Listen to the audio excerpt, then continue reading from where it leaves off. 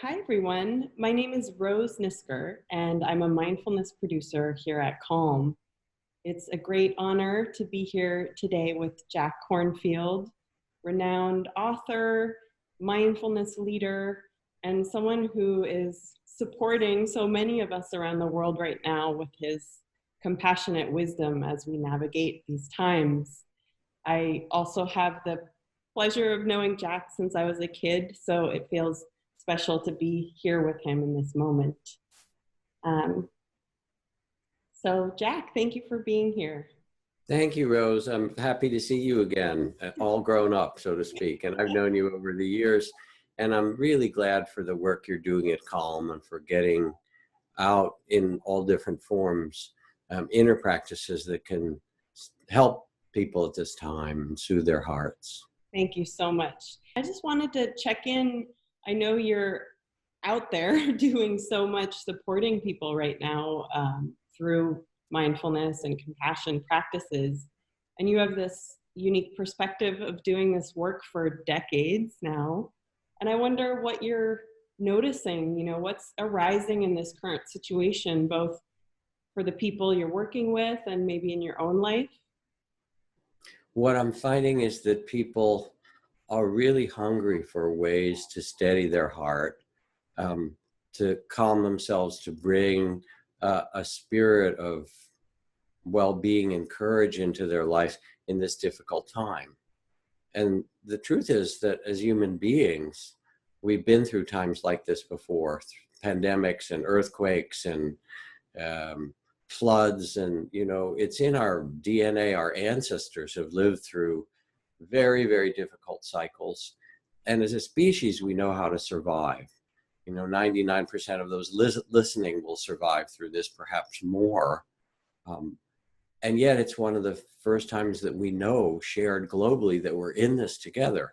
And it's wild because there's displacement and job loss and fear for your family and fear for your parents and people who are aged. And what's really important is that just as we sequester and tend in an outer way as best we can and try to find a vaccine and get all the outer support that's possible, some of which sadly has been a very slow process. And I say sadly because there's all the deaths that will come because of it. And it just, we're all carrying that. People are carrying this collective anxiety. But what's important is that we find ways to steady our heart in the midst of it, and that we can do this, that just as there are outer tools for physicians and scientists and economists to deal with the outer suffering of our time, there are inner tools, and people are hungry for these. And so I've been teaching how to maintain a compassionate heart, or ways to steady the heart and mind, to nonprofits and people in corporations and even, people in political campaigns, but first responders. And all of us are touched in some way or other. My daughter and her husband, who's a paramedic and firefighter, first responder, and my little grandson, their fire department doesn't have the protective equipment they need. And this isn't just them. This is a story of lots of other dear friends who are on the front line as physicians and nurses and so forth. And what can we do? I take a breath, and there's the fear and apprehension that we all have, and a sense of helplessness and uncertainty, and say, all right, can I hold all these feelings with a compassionate heart? Can I find a way to support in the literal ways I can, talking to people, trying to marshal support in other ways? But at the same time, can I also find a way to be steady so I'm not contributing to the panic or fear? And now it's also turning to grief. From anxiety and fear, I'm finding that the level of loss of work or economic loss, or the fears for parents, all these things, people going into the hospital, we're carrying in our hearts collectively all those who are struggling. And so we do it with when we're conscious with tenderness and care, and also our tears. Yes, indeed. The tears. You wrote that beautiful piece about being a bodhisattva, or the bodhisattva in the coronavirus time of coronavirus. I think people can find it on your website, jackkornfield.com. But there's that sense of holding our own suffering and also being that steady heart for others. It's not an easy task, it feels like. Which is why the kind of offerings of calm and other places are a form of medicine that's really needed. We need the inner medicines as well as the physical medicines. And in doing so, then we can align ourselves with these generations, the courage of leaders and scientists and mothers, and Clara Barton founding the Red Cross in the Civil War, and all those who said, yes, we go through difficult times, we can hold hands, we can do this together. And when we do, when there's a marrying of the inner courage and dignity and love, and then offered to others, somehow not only do we get through it, but we get through it in a way that connects us rather than isolates us, that opens our heart rather than leaves us in a place of separation and fear. Beautiful. Let's do it. How do we do it? All right. So let me talk a tiny bit about the meditation, and then we'll do about 10 minutes of a practice, if that seems right to you. Yes, thank you. Here's what I find, sort of to describe it. What I find is that if I'm not paying attention with a mindfulness, and mindfulness just means a loving attention, then things build up and I get reactive, and here we are all cooped up together. It's also easy to get on each other's nerves. It may have happened. They say there'll be a lot of babies born and a lot of divorces that come out of this. There is fortunately a lot of humor coming out along with the tragedy. But it builds up. So when I meditate at the end of the day, for example, I've been busy teaching and writing and offering things. And I felt okay, worried and concerned in some ways. But as I get quiet, I notice that underneath, I'm carrying a much deeper level of emotions and difficulty than I would have known. In this pandemic, our body goes into fight, flight, or freeze, to that kind of trauma response. How do we deal with it? And I notice as I close my eyes that I can feel the areas of tension in my body that have built up, and the feelings in my heart that I wasn't even aware of, the depth of the sadness or the longing or the anxiety or fear or whatever it is.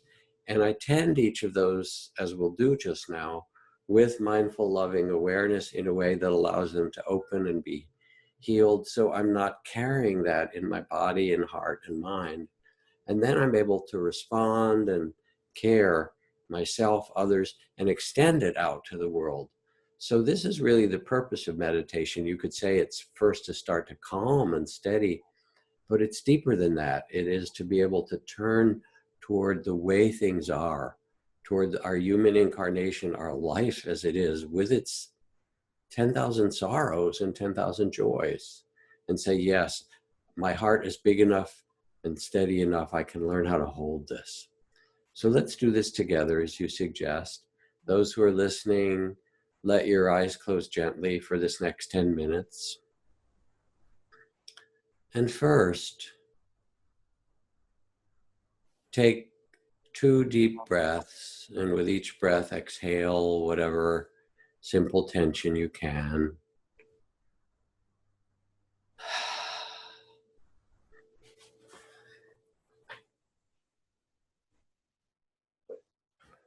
It's always good to take a few deep breaths. And now as you sit quietly, feel your feet on the floor, your buttocks on the chair or wherever you're seated. And feel your connection to the earth, a kind of grounded rootedness.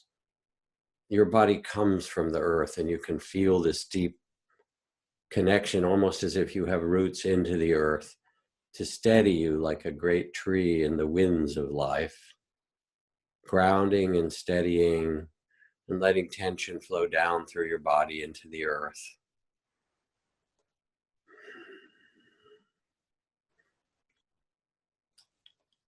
Let yourself feel the steadiness of the earth in your own body, connected with it, part of it.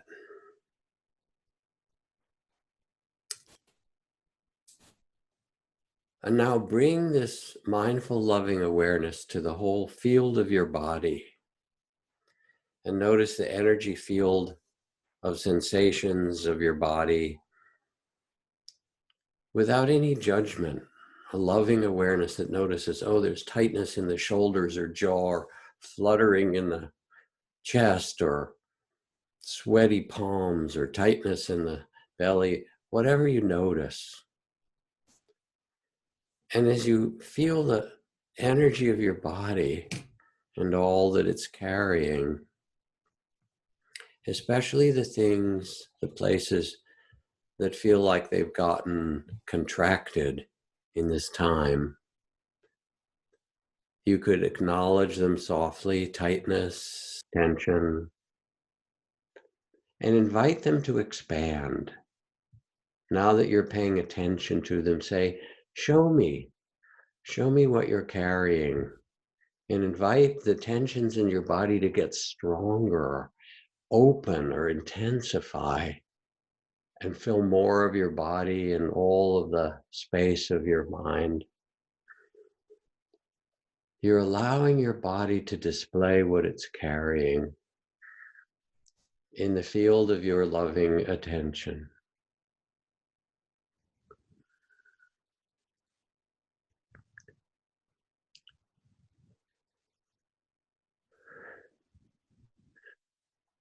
And as you allow the tightness and tension and vibration holding to expand and open, notice how eventually, even if it intensifies, eventually it starts to soften because you've allowed it. And there's a space of awareness around it that holds it. And now bring in compassion. Your body struggled so hard to keep you safe, and as if you were holding a child who'd gone through something very difficult, this tenderness of compassion, and say to your body, thank you. Thank you for trying to protect me. Thank you for holding so much. Thank you. I'm okay for now. You don't have to carry all this. I'm okay for now. And as you say this gratitude to your body with tender compassion, notice how your body has a sigh of relief. Ah, I'm okay for now. And feel that steadiness that's bigger than all the tension. Feel the stillness and calm that can acknowledge the body. Thank you. And realize in this moment, you're fine. Now bring your attention to the area of your heart in the same way. And notice whatever emotions and feelings might be there. There might be fear or grief, tears of sadness. There might be a sense of overwhelm or helplessness. Might be longing or love. All kinds of feelings. And then the ones that are being held that are difficult, like grief and fear and anxiety, sadness, anger, you can acknowledge them. Oh, anger, oh, sadness and grief. And then whatever's strong, invite it to show itself larger, to open. Oh, the sadness. Let me feel you and see you. Show me how big you are. And let it expand and intensify the ocean of tears. And let whatever emotion it is get bigger and fill the body and maybe the whole room.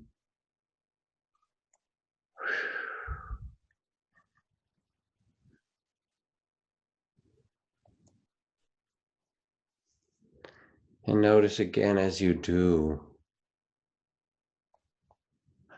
how as you allow the sadness or anger or fear, whatever is opening, it gradually softens. It thins like a cloud. And bring in compassion, holding the sadness or the fear, the anger, with such kindness, like you'd hold a child that was frightened or upset. And hold them in your arms, they're there, with such tender compassion. And say to your heart, thank you. Say to these feelings, thank you for trying to take care of me. Thank you for trying to protect me. I'm okay for now. I'm okay. And feel how as you express this gratitude, the feelings sense a relief and soften, and you become the loving space of awareness, the mindful loving awareness that can hold it all.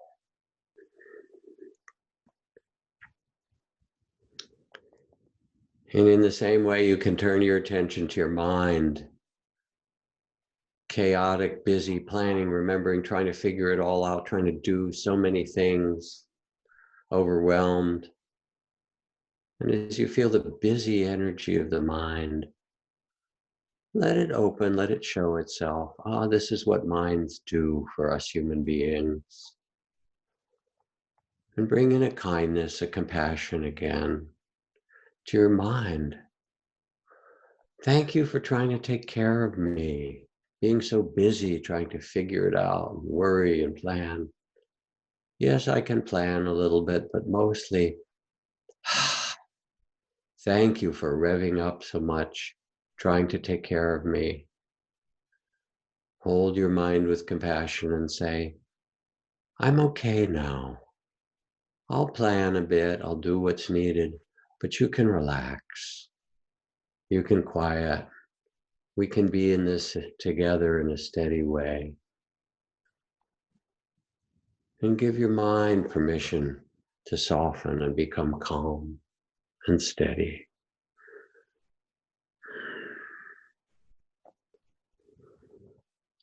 And now you have become the field of loving awareness and compassion.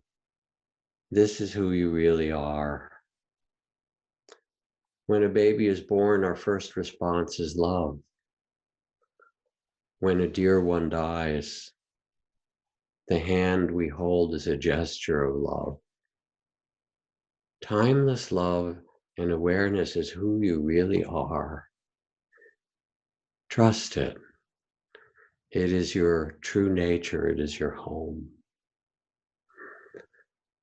And as you rest in this loving awareness, body, heart, and mind held with kindness, now extend the field of your loving kindness and compassion as if you could radiate from your heart and share your steadiness and well-being, your deep love.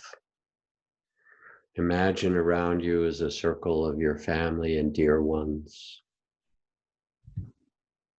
And you're at the center of the circle, steady and kind now, showing them too the compassion and love that they can touch into, be part of. And from your heart to this circle of loved ones now, like a lighthouse, let your compassion, your loving care and awareness shine in every direction, holding those who are struggling and suffering, going through difficulty, those who care so much, those who are confused, lost, all of us together, offering your kindness and compassion to them all. And imagine, feel your hands move away from your body. Lift your hands 12 inches from your body. And imagine you're holding in each hand the hand of a beloved, a loved one, a family member, and that they're holding the hands of others. And all of a sudden, there's a circle of all of humanity holding hands together. And you say, we're in this together. I will do my part, and I will offer what I can, physically and spiritually.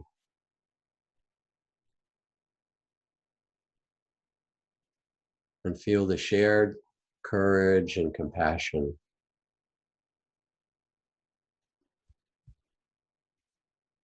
Let yourself feel this connection to all and your beautiful part in it.